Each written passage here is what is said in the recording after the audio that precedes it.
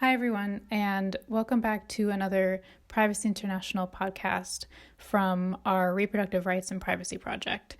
I am Sarah Nelson, and I lead the Reproductive Rights Project here at PI. Today, we're speaking with Denisse Albornoz, who is the Director of Investigation at the Peruvian organization Hiperderecho.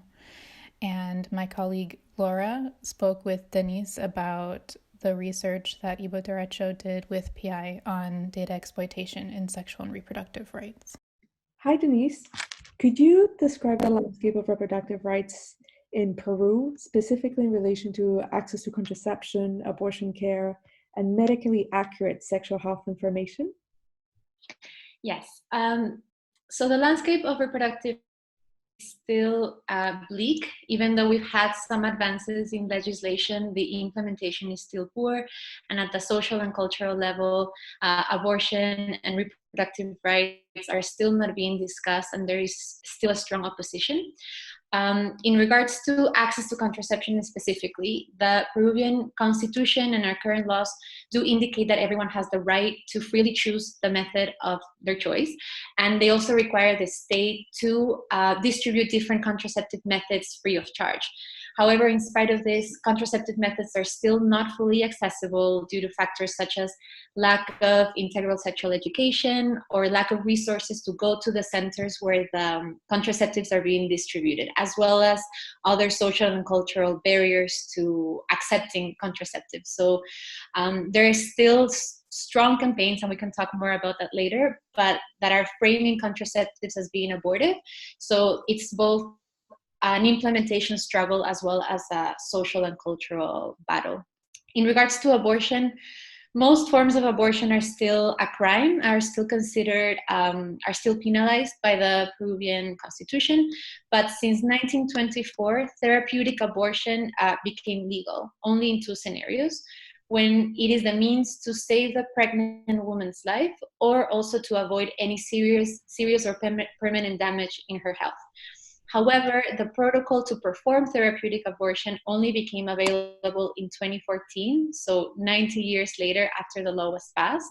And even within that protocol, you do not find guidelines that give women the right to choose when they want to get an abortion, or mechanisms to have a safe abortion if they desire to have one. So considering therapeutic abortion, all in all, the right to decide is still a crime.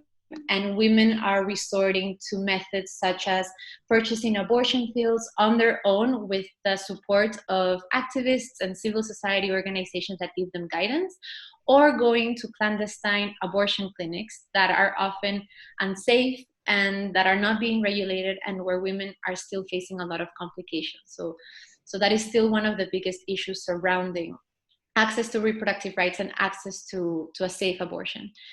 And in regards to health information, you can find some information on reproductive health on state platforms, mainly the Ministry of Health and the Ministry of Women, but these are mostly technical standards, reports that are related more to STIs, to HIV, to pregnancy, but do not really explicitly address abortion or reproductive rights per se. And there also seem to be addressed to a more technical audience. So if I'm a woman that wants to learn more about her options, if I go to this website, I will probably not find the information that I'm looking for. And in Peru, civil society organizations and activists are the groups that are trying to fill that gap. They're the ones trying to produce that information that you currently cannot find on state platforms.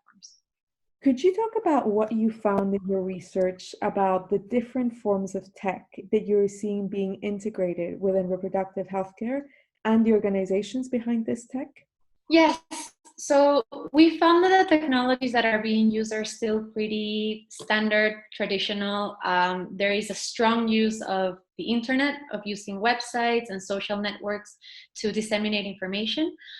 We did find among civil society groups mostly the use of encrypted messaging apps to protect the privacy of women who are seeking information. So we're seeing that there is a growing awareness of the value of personal data and how that data could be used against women that are looking for information online. But we only found this, this was only brought up when we spoke to civil society organizations that are constantly thinking about how to protect women. There is also a growing trend of online chats on the website we explored, that we believe are being implemented to answer urgent and pressing questions of looking for information. But what was interesting is that we found online chats both on websites that are for reproductive rights as well as against reproductive rights. So there is a sense that behind these technologies trying to get to women as fast as possible, and they want to basically make sure that they capture their attention, the first to get them the information with their own perspective. So that, I think that was one of the most interesting parts of our research, because we also found that, and we can talk more about that later, but that the online chats that are being run by groups that are for abortion tend to have really good privacy policies, and they do bring up the importance of protecting personal data, whereas the ones that are against reproductive rights do not seem to have privacy policies and do not bring this up at all, which might be a coincidence, but it might also mean that it's on purpose, that they're just leaving that gap to make sure that that personal data that is probably being collected can be used later on in different ways. You were mentioning in passing the role of opposition organizations in campaigning. Could you talk about how the opposition uses social media to coordinate and spread non-medical information? Yes, we unfortunately did not find any evidence that they're using ads on social media, but we did have a lot of testimonies of activists, civil society organizations that assume that opposition groups are very well organized and have a lot of resources to organize on social media. The main groups that were mentioned in interviews were the groups that organized the Marcha por la Vida, or the pro-life march. They have a Twitter account, very strong presence that is widely disseminated not only in Peru but also in the region. They also brought up the presence of Con mis hijos no te metas, or Don't Mess with My Children, that now not only have a presence in Latin America, I think they have a presence around the world. And even though this group mostly talks about gender policies in education, they also address reproductive rights and abortion in their social media accounts. And they also rely on the social media accounts of Catholic or conservative news agencies that will further disseminate their messages. So it's pretty standard. It just means that opposition groups are trying to use social media strategically and effectively to reach as many people as possible, to spread their messages as much as possible, and also to suppress in some ways the messages that are being disseminated by activists or social or civil society groups in the same platform. So that is what came up in regards to social media. But we also found something interesting that doesn't really qualify within social media, but is related to how opposition groups are using the cloning of social media sites or of websites that are run by activists that promote reproductive rights. So this is something that came up in the research, and it seems to be tactic that is not only being used in Peru, but also across the region. What opposition groups are doing is basically cloning the websites or the social media sites of these groups with the exact same information, except for the contact information. So whenever a woman who's looking for information on reproductive rights wants to contact one of these civil society organizations or one of these activist organizations, they will go to their social media site, go to their website, believe it's them because everything looks exactly the same graphic design, same content. But when they go to the contact information, they will be contacting someone else who is not part of the organization. And what we found out through testimonies is that when you reach to these phone numbers or these emails, they will redirect you to a clinic, or they will redirect you to a face-to-face meeting where they will either give you information to disencourage you from having an abortion that has religious undertones, or in other cases, it could also be the meeting point of a clandestine abortion clinic that, as I mentioned earlier, tend to be very unsafe and unregulated. So the tactic works both ways, either to more misinformation about rights, or to capture women and basically put them at risk by giving them the option of a very unsafe procedure. You talked about how, according to your research, pro-abortion websites tend to have a privacy policy that is quite robust. Could you talk more about the chat services you encountered on pregnancy websites generally and how that fit with the privacy policy available? Yes, so what we found, as I mentioned earlier, is that the online chats that are being run from pro-reproductive rights websites, they seem to have at least very visible privacy policies, and they encourage you to review these privacy policies before you provide your personal data. They also, on the policies, they tend to describe how they will be how they will be collecting your data, either through cookies or through the information that you will be providing through the forms that you're filling out in order to get information. And this is in line with what is obligated on behalf of the data protection law that we currently have in the country. On the other hand, however, groups that are against reproductive rights and that are also running online chats on their websites, they mention privacy policies. They say you can review our privacy policy before using our online chat, but it's impossible to find or is non-existent. So we are finding that if this is indeed true, that the anti-reproductive rights websites are collecting data and are processing personal data, this is already completely against, they're failing to comply with the obligations of the data protection law, and they're also committing different violations against the law that could be fined by the data protection authority. So that definitely warrants further research, but just through an overview, we tend to believe that the hiding of the privacy policy or the non-existence of the privacy policy may be on purpose, just based on how activist groups believe personal data of women is being used in other parts of the region. Could you talk about the different forms of non-medical information campaigns that you found? Yes, so we found that there are two main with misinformation campaigns that I've already mentioned in the earlier questions, but the first objective would be to disseminate as much information against contraceptive methods and abortion as possible. So this includes circulating misinformation about both topics or discrediting information that is being circulated either by the government or by activist groups that are promoting the use of these methods. And the second objective, as I also mentioned, would be to reach women who are seeking information about reproductive rights and capturing them to bring them to your side or to bring them to your service. So in terms of misinformation on contraceptive methods, we found that these are being mostly circulated by religious or politically affiliated groups. They are, in terms of content, mostly trying to promote what they call natural contraceptive methods, such as the fertility awareness method or abstinence, and they frame them as being better or effective than what they are calling artificial or hormonal methods. Just to also be clear and on record, none of the methods that they are promoting are listed by the World Health Organization as contraceptive methods, but they're listed as family planning methods. So in that regards, they're not really providing evidence for any of the claims that they're making to discredit contraception methods. They're also, another strategy they're doing is labeling contraceptive methods as being abortive, such as the morning after pill or the use of intrauterine devices, also with no evidence, and they're only backing this claim up by bringing up the theory that fertilization, which is currently not recognized officially in Peru. And as I mentioned earlier, the issue with these campaigns being run, even though they're not being backed up by evidence, is that they are being widely circulated by social media.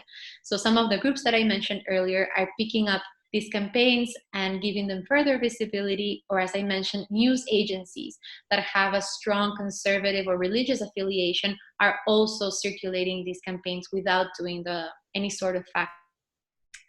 And in regards to misinformation on abortion, we found that these are also being circulated by religious and conservative groups, but they're also being circulated by clandestine abortion clinics. So these clinics also came up as an important player in the information landscape about reproductive rights. I already mentioned what they're doing in regards to cloning websites, but another strategy they're using is pretty straightforward, but they're just having an online presence, which is not something they used to do before, because they're clandestine and they're not really running with safe procedures. You would expect that they would try to be not as visible or the least visible possible. But what they're doing now is that they're creating websites, they have social media accounts where they're also promoting the services of their clinics. And for me, even though they're not pretending to be a different organization, they're being themselves. You can go on the web and you can read that it is an abortion clinic straight up. I think that this is one of the most dangerous examples of misinformation and how it can be really dangerous to women and in some cases even lethal. Right now, there are no official figures in Peru of how many women are using these services, but it is estimated that more than 28,000 women are being hospitalized after using one of these services, and that there are at least 58 deaths per year because of unsafe procedures during abortion. So, and as I mentioned at the beginning, given that abortion is illegal, those who work in these clinics are completely safe. They can commit any sort of scam or abuse or negligence and they will be fine because women cannot report them. The second that they report them, they are admitting that they have also consented to an abortion, which would also put them at risk. So it is a catch-22, and it is, for us, it was a big surprise to know that now these services are also being openly promoted online. Could you talk about foreign organizations that have an anti-reproductive presence in Peru? Yes, we found among one of the biggest organizations was the Human Life International organization. This organization is from the US, but they are funding one of the biggest centers that is against reproductive rights or the promotion of reproductive rights. That is the Center for Family Promotion and Birth Regulation, or CEPROFARENA in Spanish. This organization is in Peru since the 80s, and what is interesting about them is that among their members you can find doctors and health professionals who have worked or currently work for the government. So just to give you a few examples, one of the founders of the center of CEPROFARENA was Luis Justi La Rosa, who is a doctor and a politician, and is also the founder of one of the most influential political parties in the country, that is the Christian People Party, or PPC in Spanish. Another example was Fernando Carbone, also a member of the center and was the Ministry of Health between 2002 and 2003. And during his term, he actively attempted to block the distribution of contraceptive pills and other contraception methods, and also trying to change the general health law to reduce reproductive rights or access to reproductive rights. Unfortunately, he was not successful, but it is very indicative of how these organizations can also have a lot of political power and have influence over how policy is designed and being implemented. Another organization that we found was the Latin American Alliance for the Family. That's ALAFA in Spanish, and it's a Venezuelan organization that is dedicated to the edition and printing of educational school texts, where they are discouraging contraceptive methods and promoting abstinence as the only safe contraceptive method. So even though this does not sound like a technology problem, we think it is, because sexual education is one of the weaknesses of our education policies. If you look at the statistics, only 5% of teachers are addressing sexual education in the classroom, and it is believed that 85% of school children are learning about sexuality online. So if these children reach the misinformation campaigns that I mentioned earlier, and they have a school textbook that basically provides or evidence or backs up the claims that they're seeing in misinformation campaigns, it just creates a cycle where it will be harder to debunk these misinformation theories that are being circulated. So for us, it's an example of how these organizations are working both online but also offline towards the same objective or within the same strategy of promoting the same misinformation campaign. And finally, we found the presence of Opus Dei, that is a Catholic organization founded in Spain, very well known. They have a chapter in Peru since the 50s. And in a similar way to Seprofarena, they have also acquired a lot of relevance within the politics of the country. So there are a lot of politics and entrepreneurs that are affiliated to Opus Dei. To give you examples, Marta Chavez, she's a congresswoman, or a former health minister, Luis Solari.